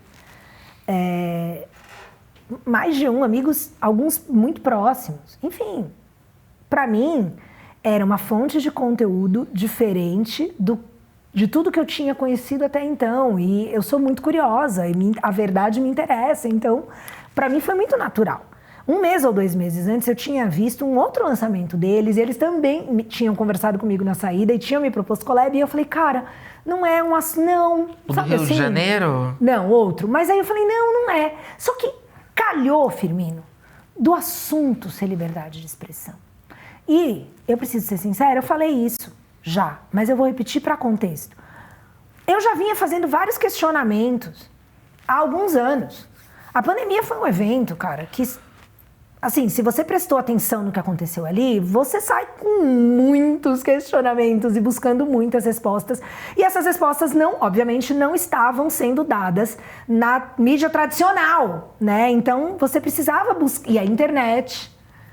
Graças à internet, uma terra ainda não mais, já foi mais livre, e não é por outra razão, né? Esse objetivo, essa obsessão em controlar a internet é justamente por causa dessa possibilidade que é tão inerente a ela, essa informação descentralizada, né? Então eu fui consumindo e pesquisando e, cara, caindo várias fichas na minha cabeça. E tinha muito tempo já que eu queria fazer alguns questionamentos e, como eu posso dizer... Não é nem que eu queria me posicionar, é que eu queria poder fazer considerações sobre alguns assuntos. E aí eu me percebi me refreando por alguns anos, porque, não tem contexto, vou ser tirada de contexto, mas sim, e aí dá muito trabalho explicar. Só que isso me incomoda, Firmino, porque sou eu, é o que eu penso. Se quiser discordar, fica à vontade para discordar, mas, sabe, não dá. Uhum. E aí eu sempre pedi pro meu anjo da guarda, nesses anos, eu quero, uma hora eu tenho que tirar esse nó da garganta, uma hora eu tenho que falar. Mas eu queria tanto que fosse na hora certa. E por hora certa, são vários elementos. É o assunto certo, é o momento, até político certo. Então, assim, eu sempre pedi isso. Não precisa me dizer quando eu não quero planejar. Eu só quero que esse momento, se eu puder pedir, que ele se apresente com clareza. E esse momento se apresentou com clareza nessa fala da BP, por conta de tudo. O cenário atual que a gente vive, que é diferente. Mas eu achei uma fala espontânea. Foi uma fala espontânea. Teve todo um movimento para aquilo sair da sua boca. Claro que não! Foi ali, acabou o filme e eu fui conversar. O que você achou? Achei isso. Não, é que eu tô contando... Eu contei esse bastidor meu, interno, pra contexto. Porque daí, quando aconteceu que eu acordei na sexta e tinha collab, eu falei, cara... Aí eu me vi falando, assisti o vídeo e só veio, assim, a sensação definitiva, sabe? Ufa. Tipo, é agora! Não! Foi tipo, é agora! Esse é o momento que eu pedi pra acontecer. É aqui! É agora! É hoje! E eu saí pulando na minha casa e falei, Lu, eu vou aceitar a collab. E mostrei, ele assistiu, ele é bem mais calmo que eu. Ele é super... Pensa 1000 vezes, é óbvio, né? Relacionamento bom é assim, complementar. Ele olhou e falou, você tem certeza? Aí eu falei, não, você que me disse, você sempre problematiza. Ele olhou e falou, cara, você não falou nada que não você... Eu falei, até ele. Só fiz assim, ó, aceitar. E aí que vem, entendeu? Então assim, o meu espírito ali na hora pô, Firmi, não tinha tempo que eu não ficava tão aliviada, que algo não fazia tanto sentido, que tipo, enfim. E aí o mundo desmoronou, assim, ao redor, né? Não, quiseram, né? Quiseram te derrubar. Mas é isso, né? E aí você o que é me derrubar? Vem cá, você se sentiu cancelada? É possível cancelar Penélope? Como é isso? O que é cancelamento, né? Eu acho que cancelamento, se a gente pensar uma breve história do cancelamento nos últimos quantos anos, né? Vamos analisar o fenômeno, ele é um fenômeno recente, né? Então vamos analisar rápido. Quando ele surge, né? E aí surgem perfis que mobilizam grupos para reclamar com empresas e, enfim, quando isso surge, deu muito certo, porque era muito novo. Sim. E aí isso foi Cancelar usado, pessoas, né? isso foi usado de uma maneira tão sórdida. Eu tenho assim todo o asco que você pode sentir por uma pessoa, eu sinto por pessoas que se mobilizam para prejudicar o sustento de alguém. E é impossível ser mais desprezível do que isso. Então, na minha visão, como muitas das pessoas que tentaram me cancelar, tem essa linha de ação. O cancelamento por parte de seres desprezíveis, para mim, é o maior reconhecimento de virtudes humanas que eu posso ter. Obrigada. Então você não se sentiu cancelada em nenhum Eu momento? Eu me senti lisonjeada. Vamos separar a água do óleo, né? Tá tudo bem. E você se considera de direita, de esquerda, de centro? Você se vê em algum espectro político? Olha, vamos lá. Eu acho que tem duas maneiras de responder essa questão.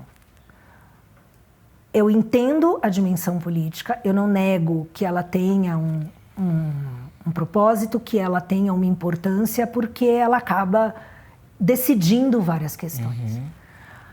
Dito isso, eu também entendo que a política... Aí eu vou ter que localizar aqui no Brasil, né?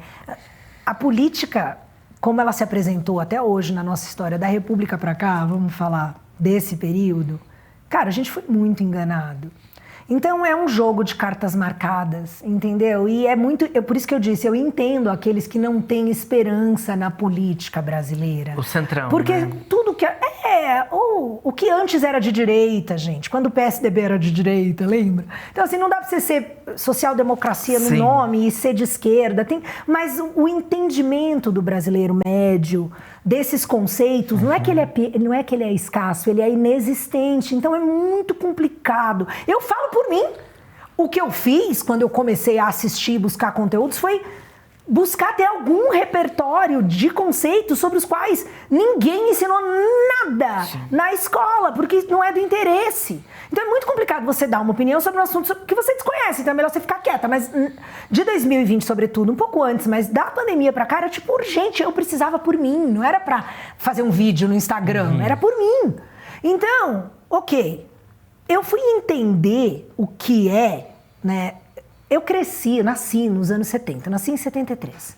Eu nasço num contexto político-cultural que a revolução sexual, ela estava florescendo, ela tinha sido ali lançada nos anos 60. Então eu pego o nascimento, né, o início disso rolando.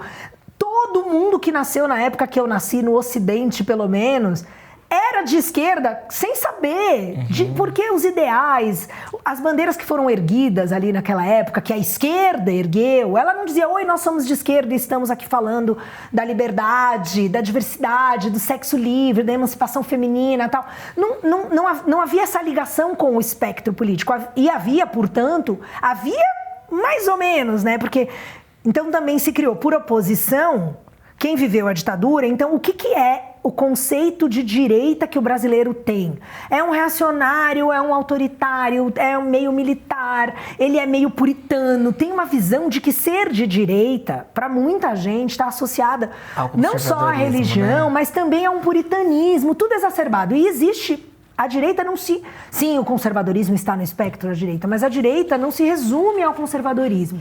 Então, assim, se a gente tem que dividir, e é feita essa divisão, ela não depende de mim, quem sou eu para destruir uma divisão? Eu reconheço, ela existe. Se alguém quiser me colocar num espectro, a gente pode fazer um teste. Eu sugiro que a gente monte esse teste. Porque você pode pegar visões de assuntos... O que você acha sobre propriedade privada? Esse teste existe. Qual que é a tua opinião? Sim... E aí, só que aí eu vou ter que, se você fizer esse teste comigo, vai dizer que eu estou inclinada ou que eu estou mais à direita. Dentro das correntes de direita, eu diria que se for para me categorizar, coisa que eu não gosto, né? Eu diria que eu estou mais para uma libertária. Mas também, uma coisa que eu gosto no libertarianismo, pelo menos até hoje, é que não existe consenso assim no libertarianismo. Existe espaço para discordância dentro do libertarianismo. Então, só disso existir, eu já fico mais à vontade em si tiver que apontar. Sim. Sacou? Mas assim, é o que eu falo, a janela de Overton, né? Ela vai se deslocando, então há que se reconhecer que a gente aqui no Brasil tem anos e anos e anos, muitos anos, preponderantemente mais à esquerda. Sim. Até porque o entendimento que as pessoas têm do que a gente viveu de direita é questionável, há que se entender mais, a coisa é um pouco mais complexa. Então vamos falar de 1908, das diretas já para cá, né, da Constituição, da nova Constituinte para cá, a gente teve mais esquerda, né? Muito mais. Mas é que as pessoas vão dizer que, sei lá, o Fernando Henrique é de direita. Não. Entende? Que o Temer é de direita. Sei lá. Então, só para dizer que se a direita cresce e começa a ter excessos autoritários, da natureza que for, rapidamente eu vou dizer, vai com esse bola, sai pra lá, e que eu não vai me representar, entendeu? Eu sou a favor de menos Estado, por isso. Estado mínimo. Então, assim, se Estado Estado grande é a esquerda, bom, então eu vou ter que dizer que eu sou de direita, porque quem no Brasil defende mais Estado, meu Deus, imprima a sua DARF e pague o seu impostinho. Não é proibido, você pode imprimir sua DARF e contribuir voluntariamente. Não conheço ninguém que faz. Que loucura, né? Quem que vai querer pagar imposto gratuitamente pro governo? Isso. Não faz sentido. Ai, gente, a internet é muito maravilhosa. Esses dias eu vi um vídeo que é muito bom, que ele explica o SUS de graça. Aí ele pega valores das coisas e fala assim, isso aqui tá custando 120, mas você poderia, era para custar 35, mas você tá pagando 120 para pagar o SUS de graça. E vai assim, entendeu? Para ver se desenha. Para ver se a pessoa entende. Porque a ideia o empresário malvadão. Cara, o seu Zé não existe do saúde açougue, de graça. Ele é um empresário, entendeu? Até a moça que tem um CNPJ que vende um bolo de pote no sinaleiro com uma maquininha do cartão. Não, e a gente é bitributado. Ela é MEI. É duas vezes, porque é o imposto do produto e o imposto de consumo. Pois é. Então, assim, se você não entende o básico, como é que você... E aí é complicado, entendeu? O trabalho é árduo. E o que é Penélope, que falava de prazer nos anos 2000, fala para Penélope, que fala sobre liberdade hoje? Bom, eu adoro essas perguntas filosóficas, assim, que me fazem pensar, porque era uma Penélope que falava de prazer, que uma forma de liberdade mas também. É isso, falava assim, mas, e agora você fala sobre uma outra liberdade. O que aquela Penélope fala para essa? Ai, cara, eu acho que a Penélope daquela época agradece essa, assim. Sobretudo, porque tem o agradecer e o se orgulhar. Eu acho que são as duas coisas, né? Eu agradeço a Penélope de hoje porque a Penélope de hoje conseguiu mexer em questões internas daquela Penélope que colocaram aquela Penélope em situações emocionalmente muito ruins. Você fez terapia? Não, eu fiz terapia em mim. Você não fez terapia? Não. Tem vontade? Gente, eu acho que psicologia é uma ferramenta excelente, mas é que hoje, assim, eu vivi uma relação muito abusiva. E eu saí dessa relação, eu consegui sair dessa relação sozinha. Numa conversa que eu tive com uma psicanalista muito boa, que foi quem me formou, eu fiz uma pós em sexualidade, né? E assim, essa professora, eu sou apaixonada pela Débora, ela é incrível. Um dia, numa conversa, ela acabou sabendo do fato e ela disse pra mim, ela olhou no meu olho, ela falou muito rápido, ela falou, olha, deixa eu te falar uma coisa. As pessoas não saem dessa relação que você saiu. Eu fiquei tipo, como assim? Como assim? Ela falou, elas não saem. Eu falei, mas como assim não saem? Ela falou, porque ou elas morrem nessa relação. E eu fiquei pensando, ela falou, elas morrem, seja porque elas ficam nessa relação até o fim da vida delas e, portanto, elas não saem dessa relação, ou porque elas tiram a própria vida para sair da relação. Então, saiba disso. E aquele dia, essas palavras... Ficaram para você. Nunca vou esquecer, né, Felipe? E o que te tirou dessa relação?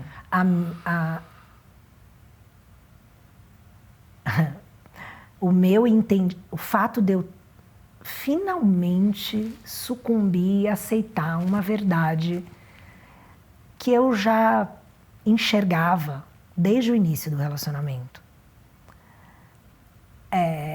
E aí, quando eu aceitei, quando eu reconheci que era aquilo mesmo, que eu tentei fingir que não era, quando eu realmente aceitei, não tinha mais como ficar ali.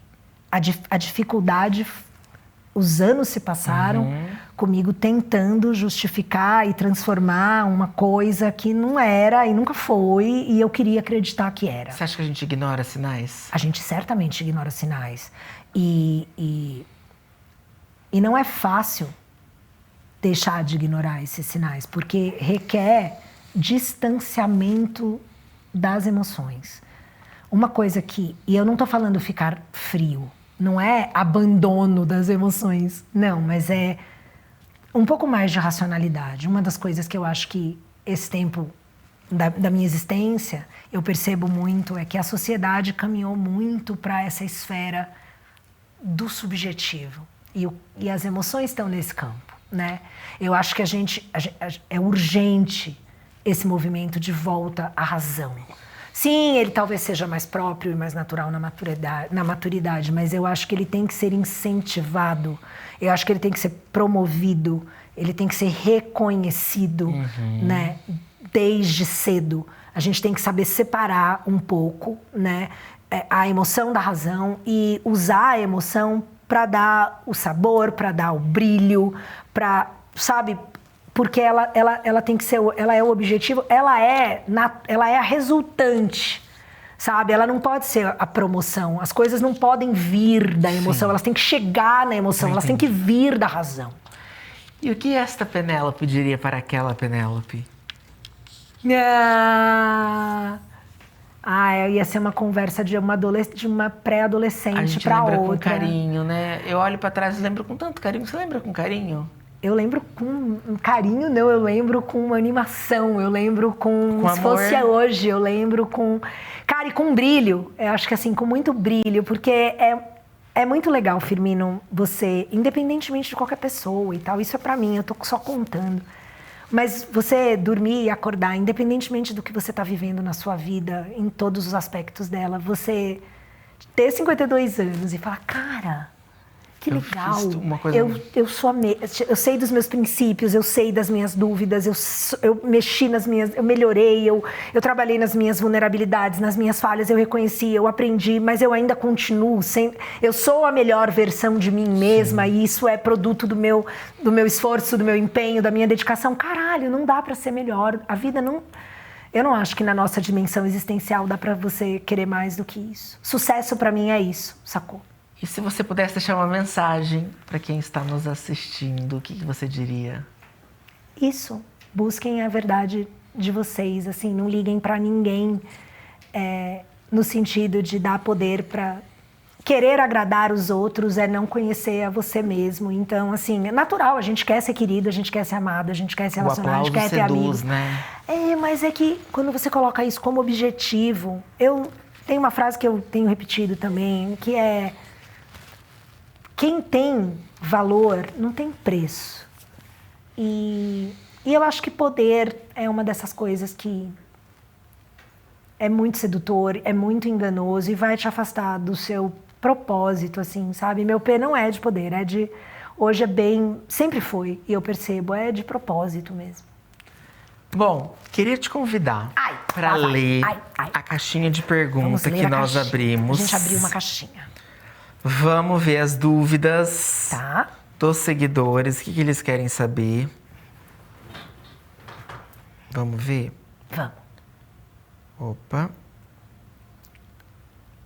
Vamos ver o que vocês perguntaram. Lá vem uma história.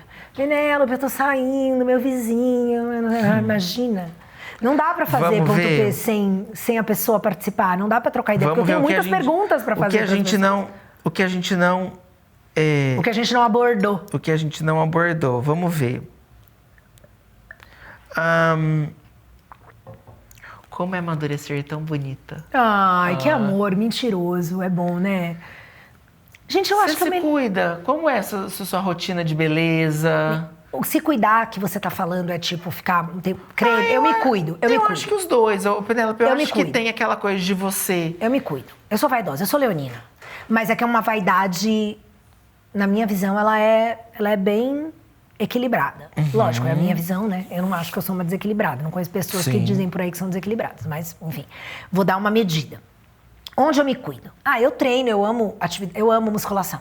Sim. Então, minha atividade de escolha. Eu fui parar numa academia com 12 anos de idade, acredite se quiser, mas eu fui. E meio que quase nunca isso se interrompeu. Então, uma coisa que... E aí eu tive intensidades diferentes, relações diferentes com a musculação, mas musculação e um pouco de funcional. Eu fiz educação física, né? Então, eu também fui me formar, eu entrei na faculdade com o quê? 42? 30, sei lá, uns 40 anos mais ou menos eu estava na faculdade. E foi curioso, porque foi o diploma em educação física, por ser da área da saúde, que me possibilitou fazer a pós em sexualidade. E nada disso foi planejado. Mas, enfim. Então, sim, atividade física, treino, musculação, check. Alimentação. Eu fui uma pré-adolescente, fui uma criança criada por vó, né? Então, açúcar, Coca-Cola. Pão.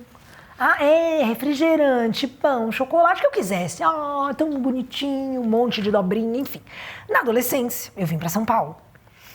E aí, cara, o mercado se apresenta, eu ali com 12, 13 anos e, tipo, umas coisas que eu não gostava em mim. Eu sempre quis ter um corpo atlético. Eu quando criança, eu quis fazer ginástica olímpica, não tinha em Salvador. Eu acho que a minha viagem com o corpo atlético é porque tudo que eu queria fazer quando eu era criança era ginástica olímpica. E corpos de ginasta são corpos verdadeiramente atléticos, então eu acho que é por isso. E aí, cara, imagina, 85, 86, não tinha a disciplina nutrição, não existia. Então você ia no endócrino. Pense, não tinha nada errado com os meus hormônios. E o regime, porque não chamava dieta, chamava regime na época. Você ia lá e o cara falava assim, você vai pegar o seu pãozinho francês, vai tirar o miolo, vai comer meio pão francês sem miolo, tomar um copo de leite desnatado ou meio copo de suco de laranja. Para resumir, era uma dieta que contava caloria de um jeito muito errado, porque contar caloria é uma fração do raciocínio. E sim, déficit calórico é importante se você quiser perder peso, mas tem coisa muito mais importante do que isso. Então, assim... Como a nutrição avançou, né? Impressionante. E necessário, né? Mas, eu vou te falar, aí é que vem o último twist, né? Firmina, eu fiz todas as dietas que surgiram, eu juro. Mas eu lembro, as dietas vinham na revista Capricho, Atrevida, vinha... assim, dieta de famosa tal. E era dieta dela. E todas as meninas, assim, copiavam como se tivessem o mesmo biotipo. Sem dúvida. Mas, a partir de um ponto, quando surge, começa o mercado fitness, o embrião do mercado fitness do Brasil. Quando começa a ter... Pra você ter uma ideia, eu fui assistir ao Olímpia em Las Vegas em 2005. Para e pensa. Eu assinava a Flex, a revista dos fisiculturistas gringos, em 2004, 2003. Não, é antes da Graciane, você entende? Juju Salimene. Não, isso não... Cara, não tinha. Então, assim... Tava querendo aparecer as paniquetes, né? Eu acho que talvez já tivesse, mas as paniquetes, elas não eram secas. Elas eram bundudas, elas eram gente, peitudas. olha só, eu tava vendo esses tempos, a gente achava que as paniquetes eram muito bombadas. Mas elas não eram, Você olha hoje, mas na época... Mas é porque elas eram cavalonas, elas eram gostosonas. A gente achava assim, que elas se entupiam de hormônio. Você vê essa mulherada se entupindo de hormônio hoje, de chip da beleza, de não sei o que, elas não eram entupidas de hormônio. Vamos lá. É que aí a gente entra num ponto que enfim, aí isso é uma outra conversa. Mas eu fiz uso de hormônio, eu fiz uso de recurso ergogênico. Só que assim, é um risco que você vai escolher se você se coloca. E você tem que entender, então, muitos fatores. Você vai tomar? Quando? Com quem acompanhando? Qual hormônio? Por quanto tempo? Com que objetivo? Você vai fazer a alimentação certa? Porque assim, você colocar o fisiculturista no lugar do cara que aquilo é só hormônio, não é. É injusto. Mas é um estilo esporte de vida. De alta performance. O cara passa 3, 4 horas na academia, é uma coisa maluca. Não, e outra coisa que vem, sem dúvida, mas antes disso, alta performance, seja qual esporte for. Alta performance não é saúde. E por muito tempo eu cresci com essa ideia de que o atleta, ele é um cara saudável. Não, o atleta de ponta, não necessariamente, ele não necessariamente. Porque o treino de alta performance, ele já é prejudicial pela própria natureza do excesso ali. Ele já as estruturas estão sendo sobrecarregadas, então é uma intensidade que já comprometeu a possibilidade de saúde. Sim. Mas voltando para a resposta anterior... Sim, você então, cuida da saúde. Eu descobri coisas de dieta que eu passei anos seguindo e que me foram apresentadas como o verdadeiramente saudável, e de 2 anos pra cá eu fui investigar, porque a natureza, eu tô eternamente na idade do porquê, fui investigar a dieta carnívora, cara, e aí eu tenho falado disso no meu Instagram, em breve vou voltar a falar mais, porque o assunto, há 2 anos eu faço a só carne? Gordura e proteína animal. Só. Você entende minimamente que assim, a carnívora ela é a versão mais extrema da dieta cetogênica, né? Então a cetogênica ela exclui os carboidratos quase que completamente, né? Então é uma redução muito drástica de carboidrato. Então, por que eu falei isso? Porque nos meus furos, o que é um furo hoje pra mim? É eu comer tomate. É um furo. Pra dar uma dimensão livre. Então, fim de semana, amigos vão em casa. Você vai lá em casa, você e Murilo. Você come até. Sim, mas não é come até. Isso que é legal. A gordura, por que eu falei um pouquinho do anterior, das dietas que... Eu aprendi, por muito tempo, eu segui essa ideia de que carboidrato era fonte de energia, né? E a verdade é que a fisiologia humana, meu próximo cancelamento é por parte dos nutricionistas, tá? Mas assim, eu tô só repetindo coisas que me foram ditas por profissionais extremamente capacitados e que você pode seguir no Instagram. É uma linha de raciocínio, assim como tem o vegano. Mas é que a fisiologia... Assim como tem o vegano. Mas é que as bases fisiológicas, você tem o impacto que o carboidrato tem na alimentação da gente, em termos de insulina, e a presença dessa insulina, né, alta, ao longo do dia todo, porque a gente foi ensinado que tem que fazer várias refeições ao longo do dia, e sempre tem uma frutinha, tem sempre um carbinho, então essa insulina nunca desce. Esse cenário, diabetes tipo 2, não surge do nada, e as doenças modernas, elas todas têm uma certa ligação com essa realidade que eu desenhei aqui agora. E a real é que a gordura é... 1 grama de gordura tem 9 calorias, 1 grama de carbo e de proteína tem 4 calorias. O que te dá mais energia? A gordura te dá mais energia. O corpo humano, ele é capaz de armazenar energia com uma quantidade muito maior se for armazenada na forma de gordura. Mas para você acessar essa gordura como fonte de energia, não pode ter carboidrato circulando. Eu estou simplificando ao máximo. Não pode ter carboidrato circulando no seu sistema. Tem que cortar o carboidrato. Então, quando você corta o carboidrato, a gordura, que é importante para várias questões, inclusive a nossa produção hormonal sem gordura. Então, assim, para tentar resumir muito, de 1,5 séculos, mais ou menos, para cá, a gente passou a demonizar a gordura. Isso tem a ver com o desenvolvimento da agricultura, com uma certa indústria. E colocar a culpa que era do carboidrato e do açúcar na gordura. E isso favorece tudo menos a saúde da gente. Entendi. E aí eu fui inventar de experimentar a carnívora. E eu me encontrei nela num grau que bom. Que não cabe aqui. E nossa última pergunta. Penélope, sente saudade de apresentar um programa? E essa pergunta, ela é capciosa, porque o apresentar um programa, para a Penélope, com todo o histórico dela, remete a uma estrutura, por exemplo, de TV. E já tem anos que eu entendo que a TV, ela tá com os dias contados, assim. Então... Mas você teria um web produto, assim um podcast, um programa no YouTube, alguma coisa nesse sentido? Eu tenho muita vontade. Eu sou comunicativa por natureza. Eu me descobri comunicadora na vida, por acaso. E isso me realiza muito. É natural para mim. E aí eu sou essa pessoa que, como eu te falei, eu investigo, eu busco saber, eu gosto de pessoas, eu tenho muita alegria, é uma coisa que me motiva muito, pensar em como traduzir, aproximar alguns entendimentos e algumas coisas, facilitar a compreensão, sabe, para pessoas, com a melhor das intenções, porque eu descubro algo que é muito legal, eu quero que todo mundo fique sabendo e eu quero que as pessoas pelo menos possam experimentar e entender e ver se aquilo serve para elas. Com a menopausa foi meio isso. Então, assim, sim, a resposta da sua pergunta é, cara, eu já faço isso no meu Instagram. Sim. Ter mais estrutura para poder desenhar, pô, claro, vou amar. Quero te agradecer. Eu que te agradeço. Que papo gostoso. Muito. Quero te encontrar mais vezes, hein? Volte sempre no Cortados do Firmino. Quando você quiser. Quero ir na sua casa conhecer seus cachorros. Eu queria tanto ir na sua casa. Você cozinha? Você vai assar uma carne pra mim? Não, quem cozinha é meu boy. Ele faz churrasco? Ele faz? Cara, faz. Arrasa? Gosta mais. Faz. Sem mandioca? A mandioca, quem come sou eu. É a única.